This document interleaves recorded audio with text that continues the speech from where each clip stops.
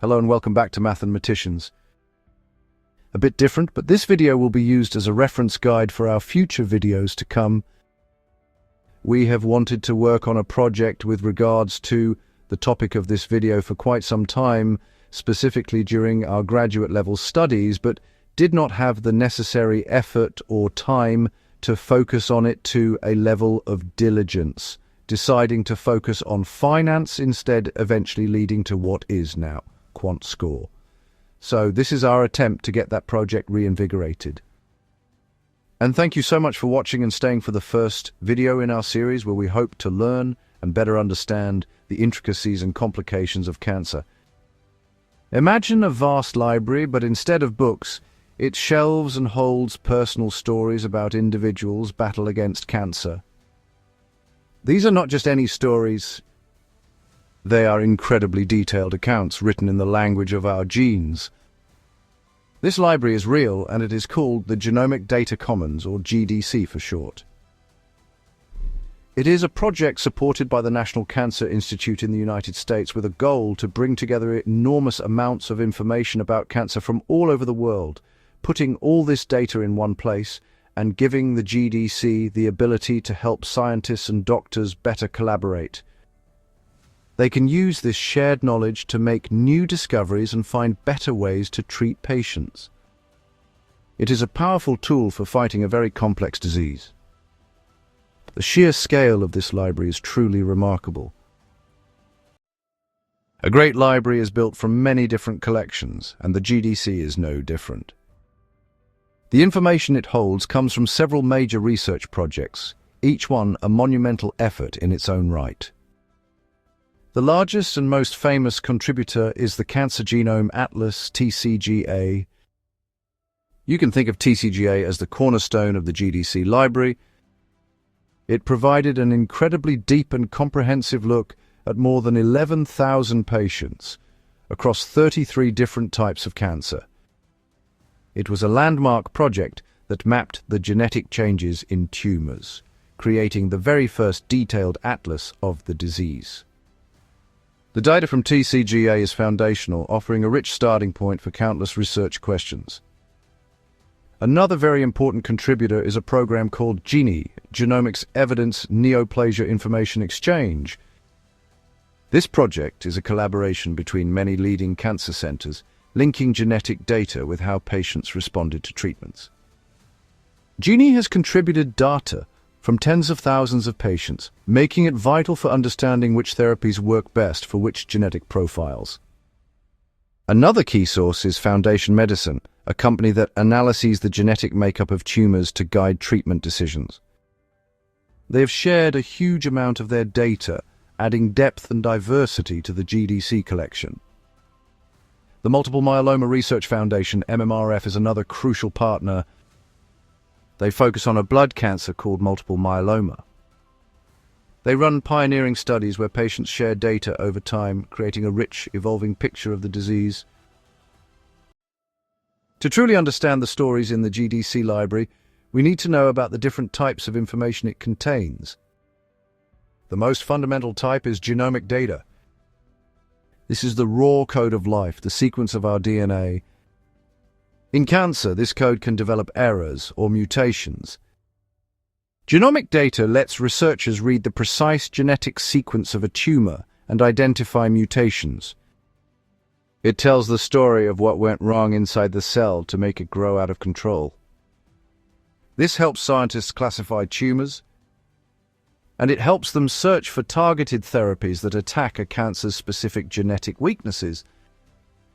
Another vital type of information is clinical data, the details of each specific patient and their journey with cancer data that include age, gender, type of cancer, and stage of the disease, as well as important surgical details, chemotherapy, radiation, and how they potentially responded to those treatments if needed. By linking clinical data with genomic data, researchers can start to answer critical questions. For example, do patients with a certain gene mutation respond better to a particular drug? That connection is what makes the GDC so powerful. The library also contains proteomic data. Think of genomic data as the blueprints for a cell. Proteins are the machines and structures built from those blueprints. Proteomics is the study of all these proteins. Sometimes, even if the genetic blueprint is normal, the protein machines can malfunction. Studying proteins gives another layer of information about what drives the disease, and the CPTAC program is a major source of providing this proteomic data. Finally, the GDC houses data from cancer models. These models are essential research tools, letting scientists test new drugs in a controlled environment before trying them in people. Model response data provides clues about what might work in human patients. By including genomic, clinical, proteomic and model data, the GDC provides researchers with a complete toolkit. It gives them all the pieces they need to assemble a full understanding of cancer. The GDC organizes its vast collection of cancer cases based on where in the body the disease began. This is known as the primary site. With information from nearly 70 different primary sites, the portal covers a wide spectrum of human cancers, from the very common to the very rare. However, a few specific sites account for a very large portion of the available data. Understanding which cancers are most represented in the GDC helps us see where research has been most focused. It also guides new researchers to the richest datasets available for their studies. These large collections provide the statistical power needed to uncover subtle but important patterns in the disease. The most common primary site category in the GDC is bone marrow and blood. This group includes leukemias and lymphomas, which are cancers of the blood-forming cells. Because blood samples are relatively easy to obtain and study, and because of dedicated efforts like the MMRF program for multiple myeloma, there is a tremendous amount of data available for these diseases. This has led to major advances in our understanding and treatment of blood cancers. Researchers studying these diseases have a wealth of information at their fingertips, allowing them to investigate the genetic drivers and explore new therapeutic strategies with great precision. The second most common site is the lung. Lung cancer is one of the most prevalent and deadly cancers worldwide, so it has been a major focus of research for many years. The GDC contains thousands of cases of lung cancer, complete with detailed genomic and clinical information. Let's jump into the next factor. With regards to cancer, the human element, a simple look at demographics. Cancer affects all kinds of people, and the GDC data reflects this human diversity. One of the most basic pieces of information recorded for each case is the patient's gender.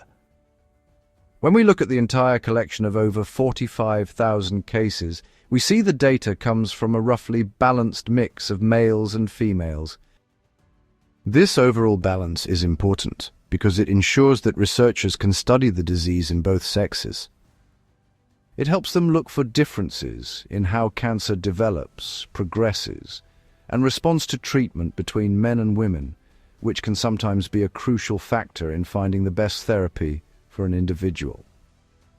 However, when we zoom in from the big picture to look at specific types of cancer, we often see very different patterns.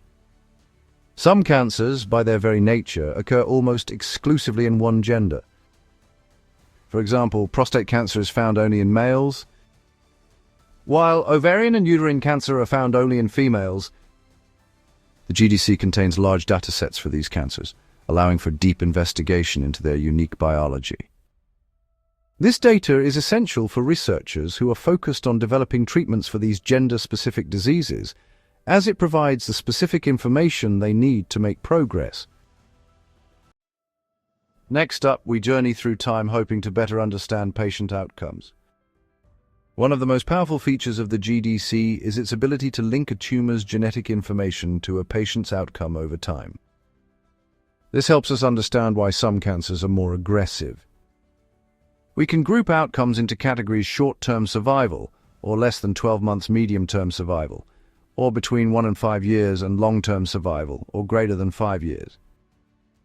This is incredibly valuable for researchers. They can identify genetic markers that predict fast or slow-growing cancers. That knowledge helps doctors decide how aggressively to treat patients. Some cancers are associated with very short-term survival, such as pancreatic cancer and glioblastoma, otherwise referred to as an aggressive and malignant brain tumor. GDC data for these cancers often shows rapid progression despite treatment. For researchers, this creates urgency. They can search the GDC for unique genetic features in the few who survive longer. In our brief journey, we have explored the vast library that is the Genomic Data Commons. It is a public resource of immense scale, holding the detailed stories of over 45,000 cancer cases. It is a place where information from many of the world's most important cancer research projects comes together. This centralization is its greatest strength. Instead of being scattered across dozens of different websites and databases, we have a unified, harmonized system made accessible to scientists, doctors, and students alike. This shared access is what fuels discovery at an unprecedented rate. The GDC is more than just a database, it is a tool for translation. It helps us translate the complex language of genes and proteins by connecting genomic data with patient outcomes. It allows researchers to identify the markers that predict a cancer's behavior by providing data on how tumors respond to different therapies. It helps clinicians make more personalized treatment decisions. This will be the first video in our cancer series in hopes to better spread awareness regarding cancer and its comprehensive intricacies, constantly bewildering the most coherent of minds. Thank you so much for watching. If you enjoyed the video, please hit the thumbs up button and subscribe to the channel to stay up to date on all future videos and keep track of all things mathematical and analytical. Thanks again, and until next time, stay calculating, my friends.